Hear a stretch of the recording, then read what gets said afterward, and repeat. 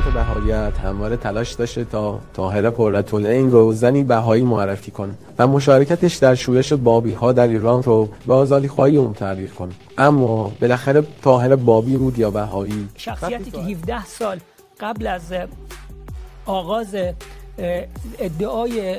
میرزا حسین علی بهاءالله به عنوان رهبر بهائیان و جدا کردن خودش از صف از بابی‌ها و جدا کردن صف خودش از برادرش صبح ازل